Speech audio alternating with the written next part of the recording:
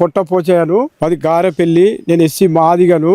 ఇది ఎన్నడు సందో ఇది చెరువు తెగిపోయి ఒర్రెలుంటే దాన్ని మొత్తం మంచిగా చేసుకొని అంత చేసుకొని దీని మీద ఇప్పుడు 30 సంవత్సరాల నుంచి మేము దీంట్లో పంట పండించుకుంటున్నాము. మాకు ఇది తప్ప ఇంకెక్కడ లేదు. మేము పంట పండించుకొని ఇళ్ళనే బతుకుతున్నాము, ఇళ్ళనే ఉంటున్నాము. అయితే నాకు ఈ వాళ్ళు పోతులవాయ శివారు దీని సర్వే నెంబరు 254/2. వీళ్ళు కొంతమంది దీని మీద దుష్టశక్తులు కన్ను పెట్టి ఇది మాదే భూమి అంటే మేము ఎంఆర్ఓ పిటిషన్ పెడితే ఇగో ఆర్ఐ పంచనామం చేసిండు. ఆర్ఐ పంచనామం చేసి గత 20 సంవత్సరాలు 30 సంవత్సరాలు దున్నుకుంటానని చెప్పి ఆర్ఐ ఇది ఇచ్చిండు. ఇది ఇచ్చినాక మళ్ళీ వాళ్ళు దరఖాస్తు పెట్టుకున్నారు ఇది మాదే భూమి అని. పెట్టుకున్నాక ఒక ఎంఆర్ఓ గారు ఏం చేసిండు, ఇక్కడికి వచ్చి పరిశీలన చేసి ఈ భూమి వాళ్ళది కాదు, ఈ భూమి ఈయనది అని చెప్పి ఈయన దాంట్లో పత్తి పంట ఉన్నది, వాళ్ళ దాంట్లో పెసర పంట ఉన్నదని ఎంఆర్ఓ గారు డిక్లేర్ చేసిన లెటర్ ఇది ఎంఆర్ఓ గారు వాళ్ళది భూమి కాదని డిక్లేర్ చేసిండు. దీని తర్వాత మళ్ళా వాళ్ళు సర్వేర్ దగ్గరికి పోయి సర్వేరు ఫీజు కడితే మాకు 2006లో మాకు పట్ట ఇచ్చిందని మేము చెప్పినాక సర్వేరు ఫీజు కడితే సర్వేరు వచ్చి అద్దులేసి ఈ భూమి వాళ్ళది కాదు, మీదే నీకే వర్తిస్తుంది అని చెప్పి మోక మీద అని చెప్పి సర్వేర్ ఇచ్చిండు. సర్వేర్ ఇచ్చినాక మళ్ళా ఎంఆర్ఓ గారి దగ్గర పోయి పోయితే మళ్ళీ ఎంఆర్ఓ నాకు ఇది ఎట్లా అంటే మళ్ళీ హైకోర్టు పోయి నన్ను దున్నెత్తలేరు అని చెప్పి హైకోర్టు పోయితే హైకోర్టు నాకు ఆర్డర్ ఇచ్చింది ఏమని, నువ్వే దున్నుకోమని. మళ్ళీ ఇది హైకోర్టు ఆర్డరు మంత్రి కోట్ల సూట్ నడుస్తుంది. ఇవన్నీ నడుస్తుంటే కూడా నేను 3 సంవత్సరాల కింద ఇల్లు కట్టుకున్నా. ఇల్లుకు పర్మిషన్ వచ్చింది, కరెంట్ మీటర్ వచ్చింది, నేను అలా నివసిస్తానా. నేను నిన్న మాపటిలి మా చుట్టాలింటికి పోయిన వల్ల తెలుసుకొని రాత్రి వచ్చి ధ్వంసం చేసిళ్ళు. ఆ వంగల సుదర్శను, ఓదెల సాంబయ్య, ఆయనతోటి ఇంకా కొంతమంది గుర్తు తెలియని వ్యక్తులు గుండగాళ్ళు.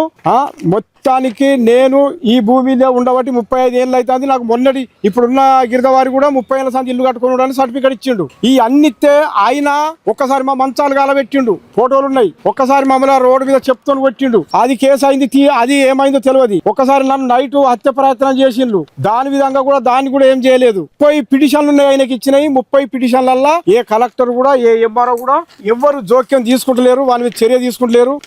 ఈ ప్రభుత్వము దీన్ని ఆలోచించి ఈ ఐటీ శాఖ మంత్రి గారు కూడా చూడాలి, రేవంత్ రెడ్డి కూడా చూడాలి. ఇది ఇంకా కొంతమంది నాయకులు చూడాలి. చూసి నేను నా దళితునికి ఇంత అన్యాయం జరిగినందుకు నాకు న్యాయం చెయ్యాలి. ఇల్లు కూలగొట్టిండు, ధ్వంసం చేసిండు. అలా సామాన్లు, టీవీ, ఫ్రిడ్జ్ అన్ని ఎత్తుకపోయిండ్లు. బియ్యం ఉండే, కూలర్ ఉండే, బోర్లన్నీ పలగొట్టిండ్లు, జేసీబీ తోని కూలగొట్టిండ్లు. ఎస్ఐ గారికి పిటిషన్ ఇచ్చిన, ఎంఆర్ఓ గారికి కూడా ఒకటి ఇచ్చిన, అందరికి ఇచ్చిన. ఇది నాకు 2006లో పట్ట ఇచ్చిండ్లు. సర్వే మొత్తము ఎంఆర్ఓ రెవెన్యూ డిపార్ట్మెంట్ అనేది వాళ్ళది భూమి కాదని సర్టిఫికేట్ ఇచ్చింది నాకు. ఒక్కసారి 2-3 సార్లు ఇచ్చిండ్రు.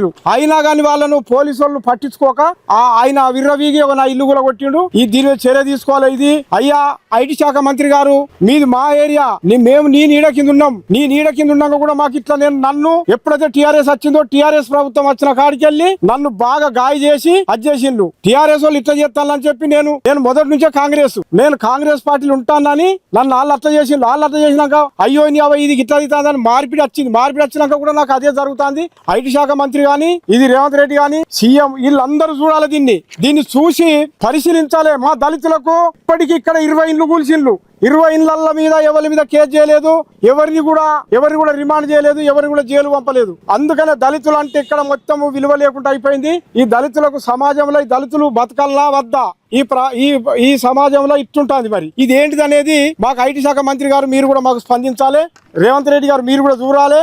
అయ్యా నా ఇల్లు కూలగొట్టిండు, మీరు అందరు చూడండి. నాకు మొత్తం అన్ని పేపర్లు ఉన్నాయి, ఎటు ఉన్నాయి, హైకోర్టు ఉన్నది, మంత్రి కోర్టు ఉన్నది. అన్ని చేసుకోమనంగా కూడా ఈడు ఇట్లా చేస్తాడు, పట్టించుకుంటారు ఎవరు. ఓదెల సదయ్య, వంగల జనార్దన్ వాళ్ళ అవసలి కులం. నేను లేదు చూసి నేను ఊరికి పోయిన టైంలో జేసీబీ పట్టుకొచ్చి నా ఇల్లు కూలగొట్టిండ్లు. నాకు అన్ని విధాల పర్మిషన్ అన్ని ఉండగా కూడా నా ఇల్లు కూలగొట్టిండ్లు.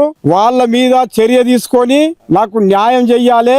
ఇంకొకటి ఏంటంటే ఇంత దౌర్జన్యం ఏడికెళ్ళి వస్తుంది అనేది మా ఎస్సీల మీద ఎన్నో జరుగుతున్నాయి. దీని మీద అధికారులు ఎవరైనా చర్య తీసుకొని వాళ్ళ మీద SC ST కేసు పెట్టి వాళ్ళని తక్షణమే రిమాండ్ చేసి జైలు పంపాలని నేను కోరుకుంటాను.